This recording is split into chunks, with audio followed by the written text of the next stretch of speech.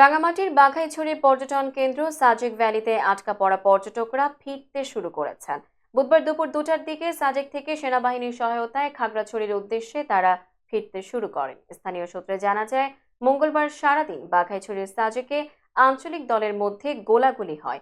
এতে করে সাজেক খাগড়াছড়ি সড়কে যান চলাচল না করায় পর্যটকরা গতকাল বিকেল থেকে বুধবার সকাল পর্যন্ত সাজেকে অবস্থান করেন। সাজেক কটেজ মালিক সমিতির যুগ্ম সাধারণ সম্পাদক মতিজয় ত্রিপুরা জানান, যারা গতকাল বিকেলে আটকা পড়েছিল এবং আজ সকালে যাদের চলে যাবার কথা ছিল তারা দুপুর 2টার পর সেনাবাহিনীর সহায়তায় সাজেক ছেড়ে গেছেন।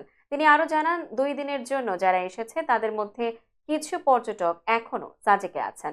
বাঘাইছড়ি উপজেলা নির্বাহী কর্মকর্তা শিরিন আক্তার জানান, আইন শৃঙ্খলা পরিস্থিতি স্বাভাবিক থাকায় দুপুর 2টার দিকে 440 জন পর্যটক সাজেক থেকে খাগড়াছড়ির দিকে রওনা দিয়েছেন। প্রসঙ্গত, এলাকা নিয়ন্ত্রণে গত কয়েকদিন ধরে সাজেক ও মাছলং এলাকায় সন্তু লার্মা জেএসএস ও প্রসিত গ্রুপ ইপিডিএফ দুই আঞ্চলিক দল দফায় দফায় গোলাগুলির ঘটনা ঘটায়, তবে এখনো হতাহতের কোনো খবর পাওয়া যায়নি।